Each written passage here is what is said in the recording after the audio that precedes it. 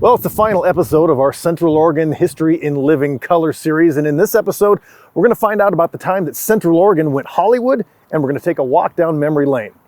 Well, actually, I should rephrase that first part. It's not when Central Oregon went Hollywood, it's when Hollywood came to Central Oregon. Day of the Outlaw. And for whatever reason, it just tickles me, this movie. And yeah, so this is yours. This is me. No, this is full me for a lot of different reasons. One, this was being filmed in 1958, and this is Dutchman's Flat. And at the same time, Bachelor was trying to get open, and so people from town could come up and not only maybe see a movie star, but then they could go watch these crazy slat rats skiing down the mountain. And so that part was, and they built this little town on Dutchman's Flat, and this being, of course, the black and white. And then it colorizes kind of, I don't know, it just makes it seem more like what I'm used to seeing since I wander around out there quite a bit. Yeah. And then, of course, when it comes to the cast, so this is a portion of the cast. The gentleman on the right is Robert Ryan, who had a lot of movie credits. And then the gal in the middle was Tina Louise. Tina Louise ended up being Ginger on the TV show Gilligan's Island.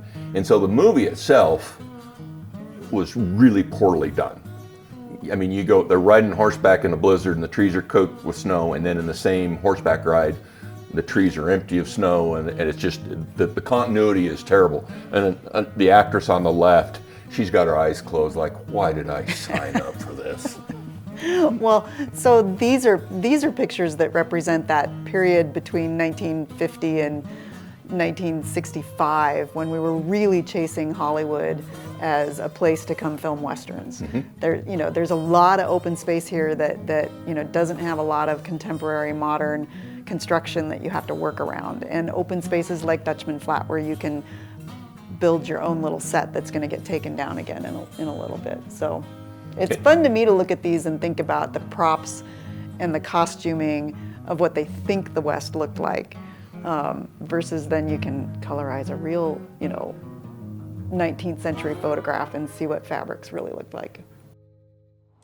For those visiting actors back during the golden days of Hollywood, the closest thing to a little slice of home may just have been the bright lights of Wall Street. So this one is just kind of rant, and I'm playing with stuff, and it's a Wall Street. And I think we figured it out. It was in the 50s because of where, Claypool's was on the east side of the street here, and then they moved down further, Rexall Drug, when they left downtown. So I had all these little pieces to figure out the approximate date. And it just was kind of cool when it colorized, because you saw a little more of the lights, and obviously the guy's kind of crazy because he's standing in the middle of Wall Street, at night taking a picture, because you can see the tail lights going away from you and headlights coming at you. Yeah, the streaks, those are cars that had gone by. Those are cars that had gone by him. And so, it's right at the corner of, this would probably be the intersection of Wall and Oregon.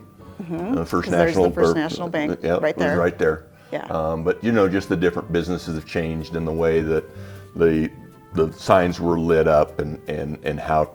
The age of neon. Oh my God. Does anything say mid-century more than that? No. All those neon signs that, now is all gone. When you think of neon in downtown, the tower is the only one that's there and still on, and is, so recognizable because it's, by itself down there, when during this time period, you've just got the neon signs on every building, and they've all gone by the wayside. I that was one. So when I set them into the software and the little spinning wheel is working away on it, you just never know what's gonna show up on the screen. And so a lot of times it's treasure hunting. There's been some photographs that I put in there, and I just I got my fingers crossed, hope this turns out, and then I go, get rid of it. And then sometimes one pops up and I go, yeah, look at that. I get pretty excited about seeing some of this. Yeah. Well, that's it for our Central Oregon History in Living Color series, at least for now.